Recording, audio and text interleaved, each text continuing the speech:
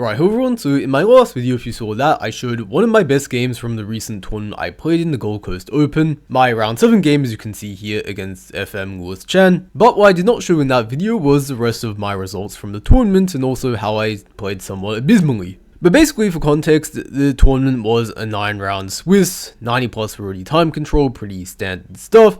And it was a fairly strong tournament, I would say. It was closed off to, I think, at minimum people who had an ACF or FIDE rating around like 1700, 1800. And basically, for me, in a nutshell, like I had one good win against Lewis Chan. And then the rest of the tournament was just very mediocre. A lot of draws, as you can see. I was basically playing like a Nishigiri in this tournament. And that really left a lot to be desired in this tournament. Not to mention, I lost against this other FM, Yi Liu. And I'll be briefly showing that game as well. But to start off with, I want to show like sort of why I had so many draws to begin with and what I think the problem sort of may be. And so first off, I'm going to show my round 1 game, and this one actually finished in like under an hour. It was like a very just sort of plain draw, if I will say. But we basically opened with d4, knight f6, knight f3. This is just sort of something I do sometimes to keep some flexibility, not commit to c4 just yet, especially when you don't exactly know what your opponent will play. Sometimes against Benoni, for example, this move order works particularly well since after e6, knight c3, you get a very good version of the Benoni. Also, they can't really play the Benko gambit, but they still can, but you have some stuff like bishop g5, which is quite pleasant for white. So yeah, I did this, g6 he played, I played c4, bishop g7, g3, and in this position, he played c6, and this is a very annoying line to face. I'm very happy, you know, going into some of these King's Indian Fianchetto variation positions, but c6 is very often what Grunwald players do, and to be honest, it's just a very annoying line to face. I played knight c3, and instead of going for some of these lines of b3 or queen b3 keeping the tension, I really honestly haven't looked at these lines too much lately and just was feeling very rusty with them, so I decided to go for like an old pet line where you just take on d5 and sort of play this symmetrical structure. But basically the problem was my opponent just knew the theory fairly well and was able to just equalize with a very precise move. Bishop f5, all the times you go knight c6 and after castles, you sort of have a bit of a slight edge, because if they go like bishop f5 now, you can like take and sort of like play against this sort of weakened structure. You can play like knight a4, bishop f4, rook c1, pile up in the c file. But he just played this very precise bishop f5, castles, knight e4. And basically one of the main points is that if you have a take, I think black can maybe take both ways, but let's say d takes e4, and even though they technically have doubled e pawns, they sort of targeting the d4 pawn directly. This knight feels very unstable on the e5 square, and for that reason, even though statically white might look a bit better, there's really no advantage to speak of, at least from what I can understand, which is why in the game I played queen b3 instead, targeting the d5 and b7 pawns, when it might look like black is in some slight trouble, but they can actually just avoid that with knight c6, which I anticipated, but I thought in this position that I could just play rook d1, keep the tension a little bit and sort of build things up. But there was sort of one line which I was a little bit iffy about, which is knight takes d4. I didn't miss this, which is what my opponent played actually, and then I played rook takes d4, and I was looking at some stuff like bishop takes e5, rook takes d5, and I'm like, oh okay, this is good because I have active pieces and stuff. But then my opponent actually just played knight takes e3 first, and now after b takes e3, takes, and queen c7, he actually is just very active. He's like bishop e6 is a threat even, he's threatening my c3 pawn, and you know, if anyone has like a slight advantage or anything, it's probably black. So I just sort of bailed out, I played rook b5 and allowed all these exchanges, and we basically agreed to a draw on move 21. Very quick and sad draw. And basically what I wanted to highlight with this game was, you know, the game was just very plain, there was nothing really that happened, but what I sort of learned, I guess you could say, is that like in the past I was able to play these lines a lot, and like, you know, people didn't know the theory so precisely. I was able to very often just get a slight edge out of the opening and grind my opponent from there. But I feel like if I'm gonna play lines like this where I make this structure, you know, very symmetrical very early on, I really need to know the theory better and really come with some actual like proper ideas, because otherwise I'm going to play kids like this who just sort of have studied the theory. I don't know if he used chessboard or not, maybe he did, but the problem is it's like when they equalize in these sorts of variations, very often it's not like, you know, equal and you can sort of play on a little bit. Like this sort of equality is like there's literally nothing to play for, right? And there's another example. Here's my round 4 game playing against a Spanish guy who might be living in Australia, I'm not too sure. He's rated around 2000, Mark Cologne, and he opened with the English opening. I just play my very standard stuff. I've basically forever played this d takes c4 line. You play bishop d7, c5, very solid stuff. I actually played this because it was first recommended in this book I've mentioned a couple times on the channel, Playing 1d4, d5, a classical repertoire for black. That book recommended the QGD. I'm more of a Nimzo player these days, but I can still play this line against the English. And after castles, bishop c6. We have a very just typical setup. I was just playing all these moves very quickly because, I mean, I've played this a bunch in Blitz and some classical games before. But basically what ended up happening is we brought out all our pieces to some natural squares. I play a couple Waden moves. One of my ideas was I might be bringing the knight to b8 and c6, which was sort of the idea of bringing this bishop back to the b7 square, which was a little bit strange. But then I eventually played knight e8, trying to play bishop f6 to trade off this dark sword bishop, which in a lot of the lines I just noticed was being very annoying, this diagonal in combination with the queen. But the problem was we just reached a position where after all these moves, just very dead, dry equality. And again, sort of makes me like think, like, do I need to learn something else against like d4 or the English that gives me a bit more of like imbalance in the position and chances to really play for win? And I don't know, maybe it was like a way that I could have played this position a bit differently, that like maybe 98, like even though maybe it's objectively the best move or something like that, from a practical point of view, playing against a guy who's a couple hundred points lower than me, like I should have found something else to do in the position, although I was finding that very difficult to do. And this game, I think I should also add, went on to be a draw, although my opponent made a really ridiculous blunder later on, and it embarrasses me to say that I was a piece up. He had some sort of like stuff that happened, like he played in this position knight g4, just blundering a piece. Of course I saw that and I took this. And believe it or not, I did not win this position.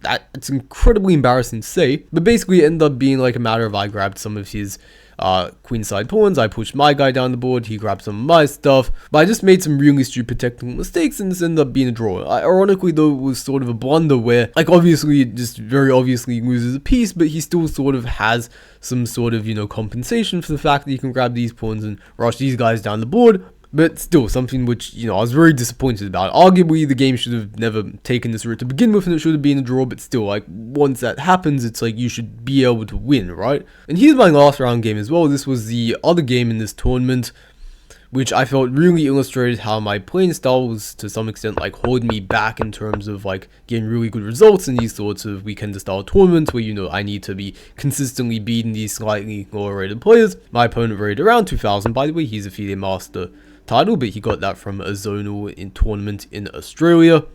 We have lots of 2100 FMs here, apparently.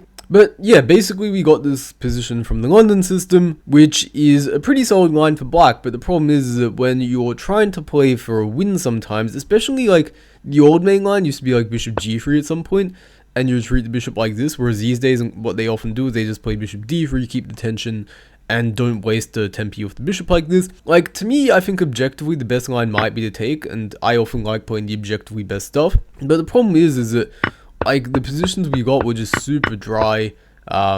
He ended up spicing it up a little bit by going g4, but even so, like, what we just ended up getting was a bunch of pieces getting traded off eventually. Maybe I could have played it more ambitiously, I don't know. I felt like I was slightly better, and definitely in the final position a bit later on I was, but I didn't play the most accurate way, and then we end up getting a draw, because, you know, obviously with, like, my queen being slightly more active, he's slightly scattered pawn structure, my knight having some decent outposts, I definitely do have some opportunities to definitely try and outplay the opponent. But it's not necessarily easy to move my queen somewhere, because my queen's protecting like a6, for example. If my knight moves, then the queen can jump into b5, you know, stuff like that maybe. And there's always sort of the back rank as well that I sort of have to be a bit wary of. And so, you know, like, I don't know, maybe I'm just reading too much into this and this was just a bunch of, like, low probability events all stacked into one event, because, you know, I can't remember the last time I've had this many draws against lower rated opponents, especially since as of recently I've had some pretty good wins against people have been like trying to play for a draw. I made a video even called like why playing for a draw never works, although apparently in this tournament it's what it did against me. But yeah, I'm like considering maybe I need to like add some sort of more double-edged openings into my repertoire, especially with black, so that it's a little bit easier to win against these sort of opponents who sort of play like very dry stuff and keep like more complexity into position, not just allow a bunch of pieces to come off and shake hands in like an hour or so, right? And admittedly, I tried to fix this like halfway through the tournament. This was my 6th round game, I believe, against a 1600 rated player who, by the way, is very underrated. He's not 1600 strength, he's a little bit stronger than I believe, 1800, 1900 probably. But basically, this game opened up with e4, and for most of the tournament, I've been playing c6. Sorry, I should say d6 rather. This is why I've been playing basically all of 2023. The Philidor, where after, d4, I'll go knight 3, e5. However, this game I decided to go for the Caro-Kann, which, has been my long time opening against 1 e4 for basically since 2017. But yeah, we went for the exchange variation, and I decided to, play a very weird looking variation where you go knight h6, you go f6, knight f7, and try to go for e5. It's very, very ambitious, but the problem is if white plays c4, this variation is just kind of bad. Because you can take and play against an IQP, but your pieces are just so, badly coordinated with your pawn f6 blocking the bishop, your knight and f7 doing, who knows what, that, trying to play for a win could potentially turn into just trying to play for a loss. Although, admittedly, in my defense, I didn't check this with an engine, which doesn't really help my case at all. That's probably a stupid thing to do. But, in the game, my opponent played bishop b5, and after castles, these moves now played c4, which is maybe also somewhat critical, but definitely not as critical as playing c4 in this position. I got very lucky, I ended up winning later on, but I just sort of wanted to show this small excerpt from the game, I guess you could call it, to show how I was trying to adjust my strategy sort of halfway through the tournament, especially with the black pieces, but sort of just ended up failing and not really getting the position that I wanted to get anyway, and was sort of a bit of an unpleasant game. But now the opening talk aside, I want to show something that really popped up in a couple of my games, and something that I really need to deal with. And this was a game that I lost actually against FIDE Master Yinglu, and he ended up actually winning the tournament, so congratulations to him. But what happened in this game was we had the Catalan, which is an opening I just know very well. I even made a video on it recently, 20 ideas every Catalan player must know. If you're interested in this opening, I highly suggest you go watch that. But essentially what we had here was d takes e4, and he played this very rare sideline where you go c6. And I saw he had a couple games in the database with this. This was basically what he was playing every game against Catalan. Last year, by the way, he actually played this line against me of c6, and I won a very nice game with e3. But whenever he was going knight f6, playing more in the style of the Queen's Gambit declined,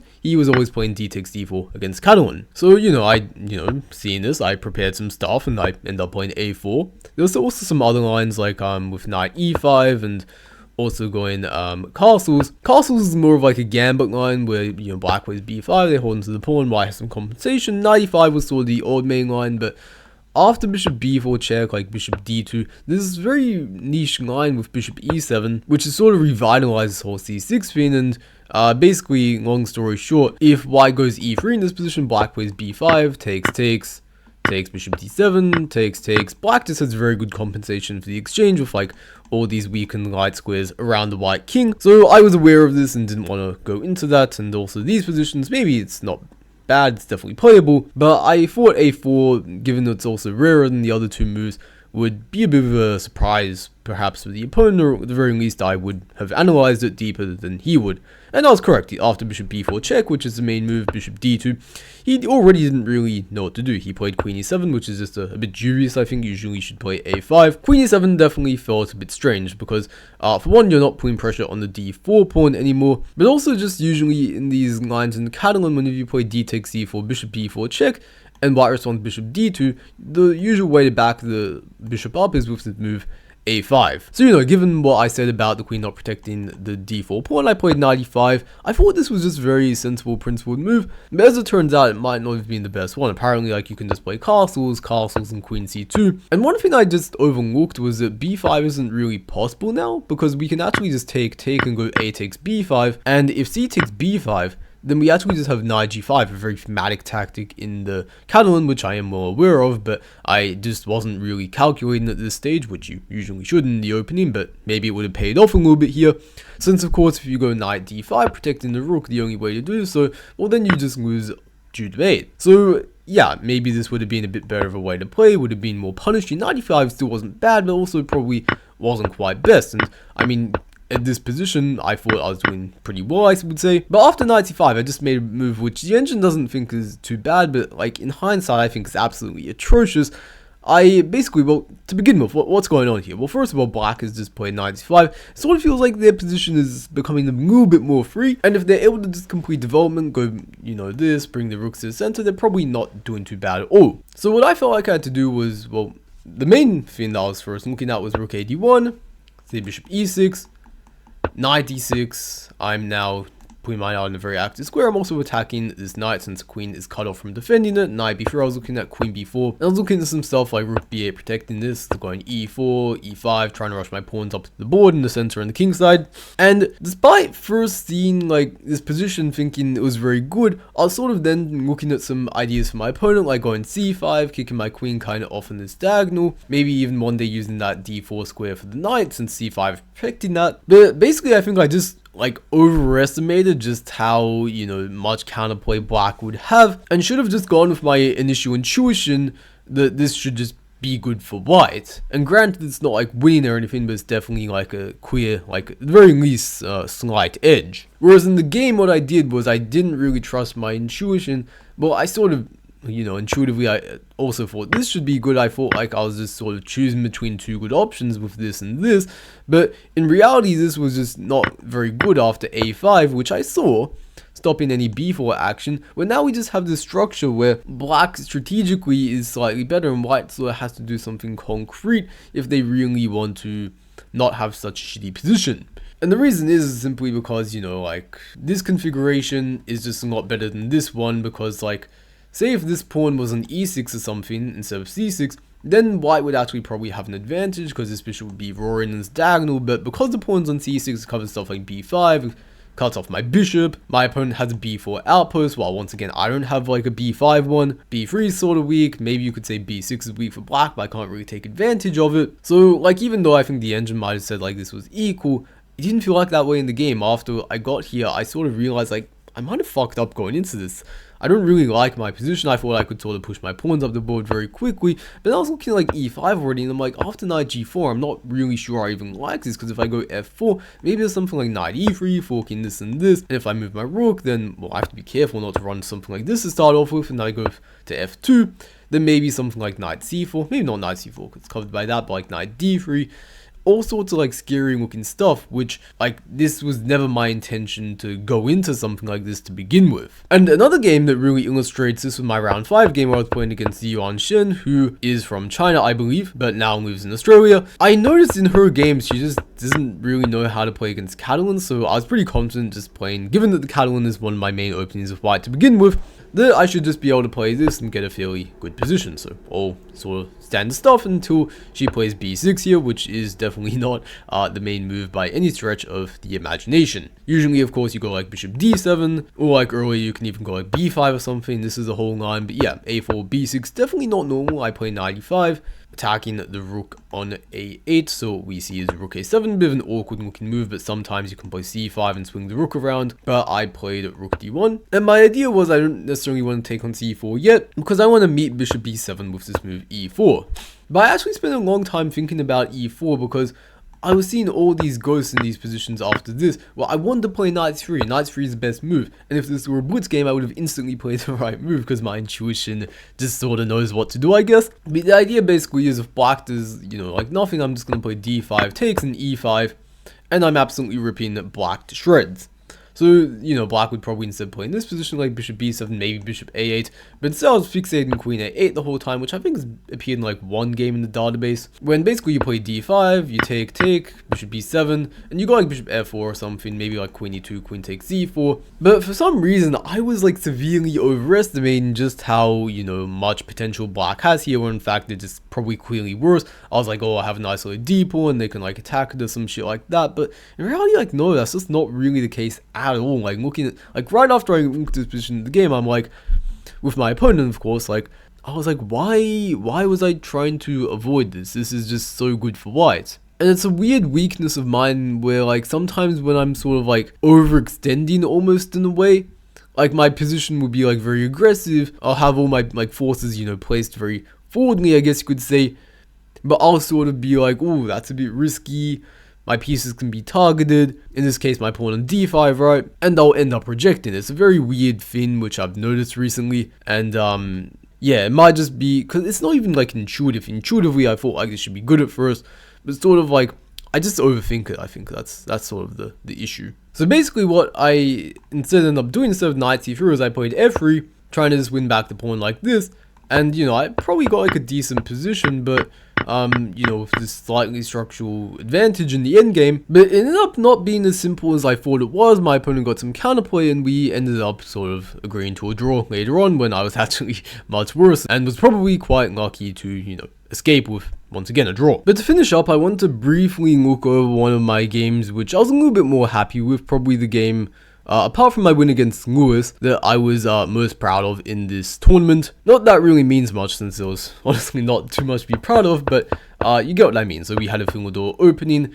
and the guy just in general didn't seem to know a whole lot, which is fair enough because the Philidor is a sideline after all. But for someone like me, that's very good news because it means that I'm able to obtain positions that are pretty decent without much effort, a lot of the times at least. So queen takes d4 happened, and after knight c5, this was my idea, by the way.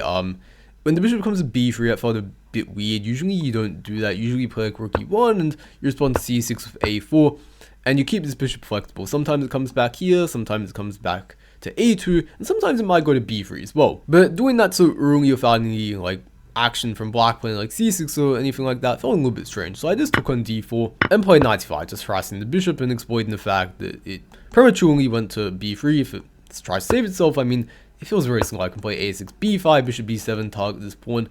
Yeah, I think that white might even have to be a bit slightly careful. So yeah, h3 is what happened instead, preventing bishop g4, which is fair enough. I play a6 anyway. Although in hindsight, I think I probably should just play b6. One of my ideas was that, like, if you have a take and take, rook takes a7 is slightly annoying to deal with, so then you have to play some sort of like a6 and b6 fin anyway, so I'm like, why not do that immediately? And if they play bishop c4, I mean, you know, I'll just kick him out. So basically what happened was, instead rook e1, just sort of, you know, natural move, and I took on b3, and we just played some moves. I end up getting the bishop here, but after some simplifications, trade one of them off. But still, it was like a position I'm just very comfortable in. You can't take b7, by the way, because of course the knight and h4 is hanging. I thought if white went like knight f3, that might even have like a bit of a slight edge, just because I need to play a timeout move like c6 or something, but then knight d4 and white's pieces are just slightly more active. So truth being told, I mean, like, I wasn't that comfortable, but then my opponent played queen d4, very compliant move which allows a queen trade, and then I thought I'm just like slightly better with my, you know, bishop versus knight, and white's, you know, doubled b pawns. And from here I really just, this was one of the few games apart from my game against Lewis in this tournament where I really just kind of felt like I was in my element, just playing chess, which I'm very comfortable playing, just like the small slight advantage technical stuff. Once again, like a position which would look to many people like just like a draw, but to me I just feel like I have this sort of conviction where I'm like, I can grind them out. So I play g5, play bishop f5, target the pawn. White has to play a slightly passive move. I improve my king slightly, g4, bishop g6, and this is very difficult for black to do much because they always have to keep an eye on this pawn. I can slightly improve my position by playing rook e7, rook to e8. That's pretty much what happened, but white played h4, so I decide to, well, I have to essentially do something. I didn't want to quite take, this felt a little bit ugly, maybe I could even have to be a bit careful or something like that, so I played knight e4. Attacking the rook, and that sort of forced this whole thing where after takes, maybe not forced, but this is what ended up happening, right, where trade some pieces off, I slightly consolidate my pawn structure, restrict the knight also, you could say, and now it's really just bishop against knight. Okay, there's rooks on the board as well, of course, but again, I just sort of felt like I had a slight advantage. I was slowly grinding away at white, and I'm the only real one who can win. My opponent he was very low on time, by the way, as well. He might have had like 1 minute at this point. I had like 15 or so. So just sort of slowly, don't rush into anything, just make small improvements, and eventually just trust that you'll probably collapse, because that's what tends to happen in these sorts of positions, and that's sort of what did happen. So c4, again, I thought this was a bit unnecessary, sort of what I'm saying, right? Like the opponent's going to make weakening moves. I thought you should play c3 instead and play b4 like this, put the pawns more on dark squares, I guess you could say. Where c4, this felt very loose, and after king g6, rook d2, I play c5, taking this d4 square under control, no knight coming here or anything, also sort of fixing these b pawns now. And my opponent, you know, again, it's difficult to make moves. He tried to be active, rook d6, but after bishop c6, takes. He really has to be the one who is once again careful, because I'm threatening like rook e2 now. He tried playing rook d2, I brought my rook to the h file, and I thought maybe he has to play something like knight h2, which is very passive and ugly. But the problem was, after something like rook d6, now I take and go rook h3, and I win the pawn on b3, and I have this rook endgame where I'm just a pawn up. But even still, it wasn't like that simple, because his king is still active, and to be honest, for some reason in my head I just missed like king e4. I'm not sure why, but like for some reason I only consider like this and this, which is very strange because this is just the most logical move. But still, like, this position, black should be better. I haven't looked at this with an engine yet, but it wasn't so easy to make a decision because, like, king d5 is coming next, of course, and I could just try and play b6 and be very solid. But then there's always the question, like, how do I make progress in that sort of position? Like, I have to bring my king in eventually, or go like f5 or something like that. But that seemed very difficult to do. This whole, like, trying to protect c5 and whatnot felt very passive to me. You could also go like rook b4 and play like this. But again, it just felt very passive. I didn't want to play in this sort of fashion. Which is why in this position I played b5, which does run the risk of like potentially like exchanging too many stuff off and then like just sort of petering out to a draw. But you know, I need to make a decision. Time was kicking down. I wasn't exactly convinced by the alternatives. Of course, the point is, if like white just exchanges, this is very easily winning. So king d5 happened instead without the exchange, and now I took on c4. This was my whole point. And now after king takes e4, I was like, I'll go for this or something, and you know, I can try and attack the a6 pawn, but I can at least hold on to it. I have these 2 pawns on the king side, I can rush my king or something like that. I thought I should have some decent winning chances in this position. But luckily my opponent just made things a lot easier for me than they should have been. He just played king takes e5, and I just saw this was winning because now I play c3, takes, and after king b6, I have to be slightly precise here because I can't just play this because then f3, and I think this is just a draw. But I saw that I could play very precisely and play rook f3 first, making sure the rook keeps an eye on this f2 pawn, and now after takes rook f4, and there's no f3 because, well, I, you know, was clever enough to maneuver my rook in such a way that, you know, of course I just take it. And so the rest of the game was just very straightforward, and I'm putting the f3 pawn, and hopefully you can trust that I managed to convert this position. So wrapping up, you know, not a terrible tournament, 5.5 out of 9, but definitely left a lot to be desired. Especially with all the draws, 5 draws. I mean, I literally cannot remember the last time I had that many draws in the tournament. I'm not sure if I ever have. But yeah, anyways, hope you guys enjoyed it. Please leave a like, subscribe to the channel if you are not already, and also check out my stuff in the description below, coaching if you're interested, and also my free newsletter. But anyways, hope you guys all have a good day. I'll see you until next time.